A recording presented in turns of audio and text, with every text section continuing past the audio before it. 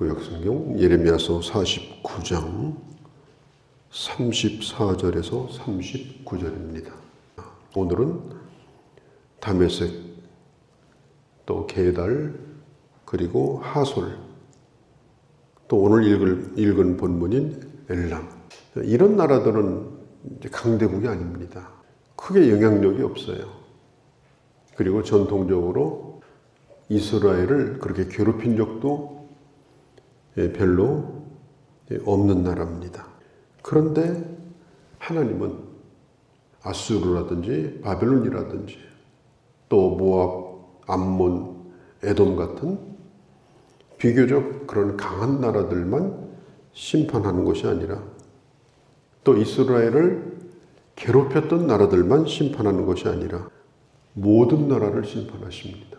크고 작은 나라들, 또 객관적으로 악한 나라뿐 아니라 비교적 선하다고 생각되는 그런 나라들, 알려지지 않는 그런 이름들까지도 우리 주님은 심판하신다 하는 걸 보여주고 있습니다. 오늘 31절에 있는 대로 이 사람들은 사막에서 대문도 달지 않고, 대문이 없어요. 그리고 군대도 없고, 누구하고 싸울 것도 없고, 또 스스로 지킬 것도 별로 없으니까 다 가져가라, 뭐 그런 거죠.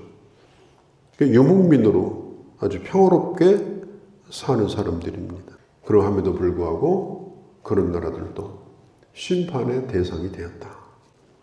우리가 기억할 것은 너무 작아서 하나님의 심판에서 제외될 나라도 없고 그런 개인도 없다고 하는 사실을 기억을 해야 됩니다. 예전에 어떤 분이 제가 아들을 좀 전도하세요. 늘 아들 자랑을 하더라고요. 그래서 도대체 그 아들이 어떤 아들인가 궁금했어요. 효자고 그렇게 착하고 엄마한테 그렇게 잘해주고, 그래 내 아들은 법이 없어도 산다고 그러더라고요. 그래서 이제 신방 갔다가 전도를 해보니까 뜻밖의 얘기를 하는 거예요. 목사님, 나는 별로 죄 지은 게 없어가지고 예수 믿을 필요가 없어요. 예수 안 믿어도 나는 천국 갈 거예요. 사람이 너무 착해가지고 자기 스스로도 죄 지은 게 없다고 하고, 다른 사람도 저 사람 전도할 것도 없는 사람이야, 이렇다면 그 사람은 스스로 멸망에 처하는 거예요. 그는 의인이 아니에요. 의인이라고 생각되는 사람은, 생각하고 사는 사람은 하나님이 구원할 수가 없어요. 오늘 착하고 양심적이고 법이 없이 살 만큼, 또 대문을 다 열어놓고 남하고 싸울 생각도 없고 군대도 없고 이런 사람을 하나님이 심판에서 제외하느냐? 그렇지 않다는 사실을 오늘 이 본문을 보면서 생각을 해보게 됩니다. 그가 큰 자이든 작은 자이든 모든 사람에게는 예수 그리스도가 필요하다. 왜? 죽어 있기 때문에. 생명을 줄 수 있는 분은 생명의 구주이신 예수 그리스도밖에 없기 때문에 그 누구에게든지 예수님을 전해야 된다. 그도 하나님의 심판의 대상이다. 그걸 우리는 기억을 하고, 또 영혼을 대하는 그 사람이 어린아이든지 또 힘이 없는 노인이든지 상관없이 우리는 그에게 복음을 전해야 된다라고 하는 걸 항상 우리가 마음에 두고 살아야 됩니다. 다메섹, 오늘 다메섹에 대해서 나오죠. 이 다메섹은 교통이 아주 좋은 곳이에요. 예루살렘에서 240km 떨어진 곳입니다. 그러니까 여기서 우리나라에서 이 중심으로 본다면 아마 대전에서 서울 북쪽까지 거리라고 볼 수가 있겠어요. 다윗 왕 때 이 다메섹을 이스라엘 영토로 했던 적이 있기 때문에 유대인들이 살고 있었고, 그래서 사도 바울이 그 먼 곳까지 예루살렘에서 사람들을 데리고 교회를 핍박하려고 갔던 장소이기도 합니다. 그가 다메섹으로 가다가 예수를 믿게 됐죠.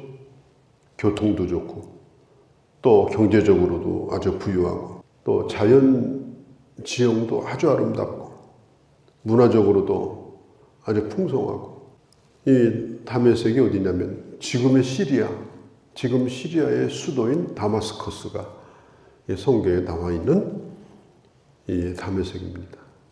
중동의 수도 이렇게 말하기도 하고요.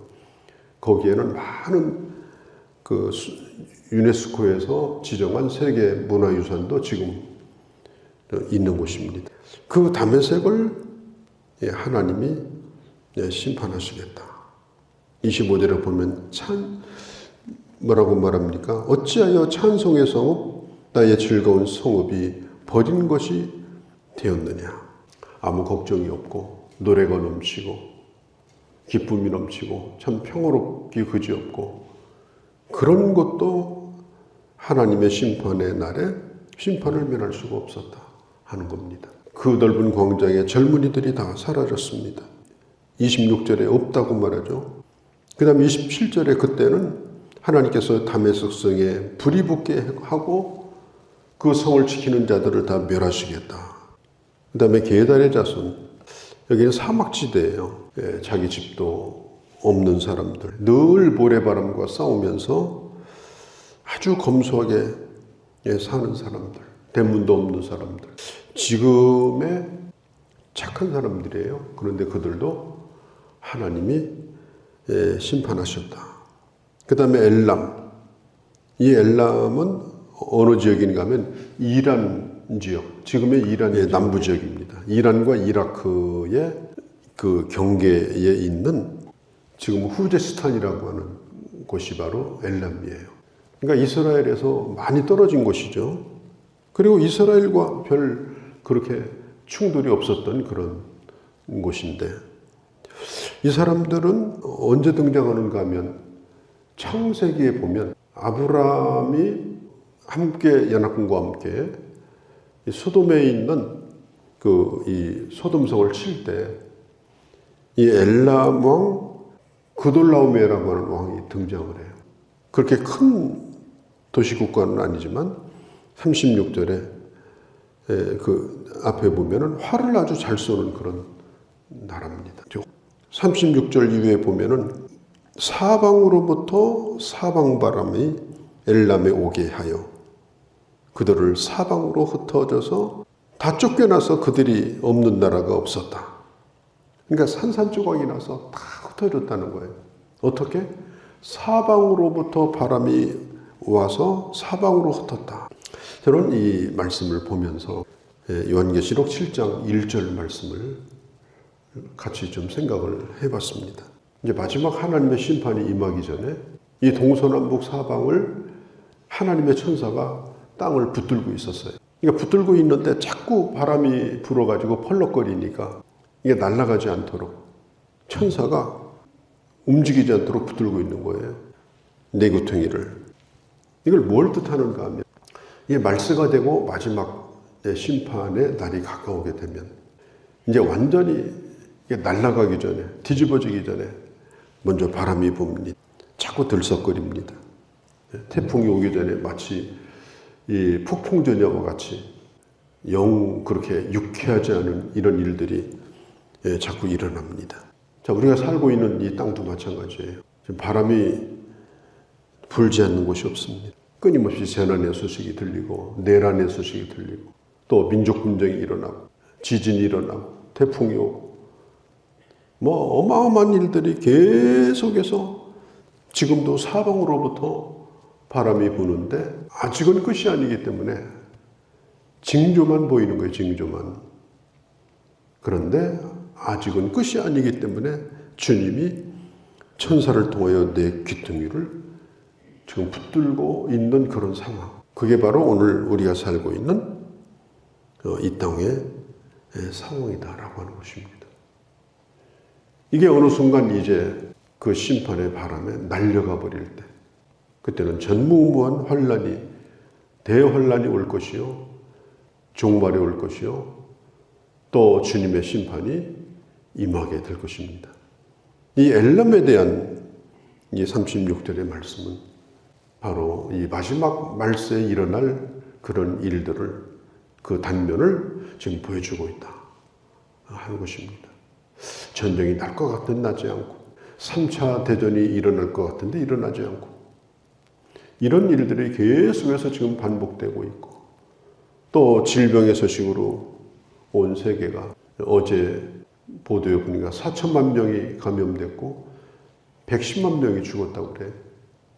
그러니까 어마어마한 이런 초과학 시대에 초지식 시대에 이런 일이 일어나리라고 누가 생각을 했겠습니까? 지금 사방에서 바람이 불고 있는 걸 우리는 인식을 해야 됩니다. 그리고 우리에게 경고하시는 거예요. 깨어있으라고 경고하시고 하나님의 사람으로 살라고 경고하시고 그리고 교회는 교회다우라고 경고하시고 특별히 마지막 때에 하나님의 말씀을 땅끝까지 전하라고 오늘 말씀을 하고 계시다라고 하는 걸 우리는 기억을 해야 되는 것입니다. 자, 이 엘람 사람들은 이제 이 바람이 사방에서 불어오다가 결국에는 흩어져 버립니다. 36절에 여러 나라로 흩어집니다. 흩어졌는데도 군대를 보내서 추격을 하게 만듭니다. 하나님은 역사의 주인이시고 하나님은 모든 것을 심판하시는 그런 심판의 주님이십니다. 이 땅에 크고 작은 나라들이 얼마나 많고 또 얼마나 수많은 사람들이 있습니까? 눈에 띄는 건 몇 사람밖에 없고 신문기사에 나오는 사람은 몇 사람밖에 없지만 대부분은 이름이 없는 사람들이고 대부분은 보통 사람들입니다. 모든 나라, 큰 나라든 작은 나라든 힘이 있건 없건 간에 모든 사람은 하나님의 심판대 앞에 설 것이고 우리 자신도 마찬가지고 결국은 마지막 종말을 구하게 될 것이다. 39절에 그러나 끝날에 이르러서 이 끝날이 뭐예요? 이 마지막 이 말일에 이르러 그 끝날에 이르러서 내가 엘람의 포로를 돌아가게 하리라. 마지막 종말이 있은 후에 그리고 새로운 나라가 세워질 것에 대한 새로운 나라가 올 것에 대한 비전을 약속을 보여주고 있습니다.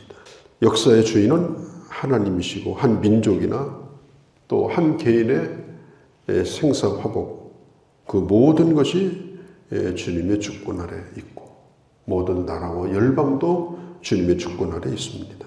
우리는 우리 개인의 삶을 즐기고 또 누리면서 살아가는 것도 정말 중요합니다.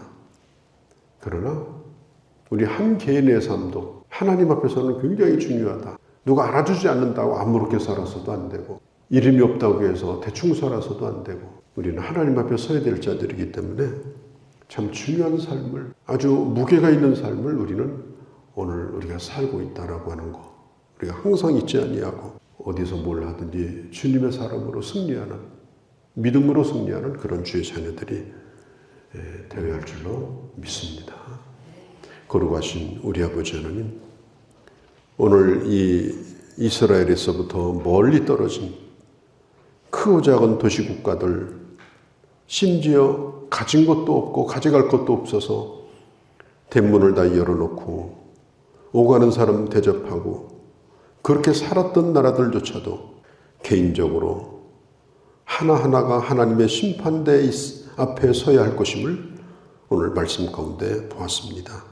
우리는 나라를 걱정하고 세계를 걱정하지만 내 자신이 하나님 앞에서 어떤 사람인가를 잊어버리고 살 때가 참으로 많습니다. 아버지 하나님, 우리도 주님 앞에 언젠가 서야 될 때 어떤 사람으로 서야 될지 그리고 이 땅에서 일어나는 사방바람이 불 때에 하나님의 징조를 보게 하시고 더욱더 깨어서 더 적극적으로 주님을 기쁘시게 하는 주의 자녀들로 살아가게 하여 주옵소서. 오늘도 주께 의탁합니다. 우리 주 예수님의 이름으로 기도하옵나이다. 아멘.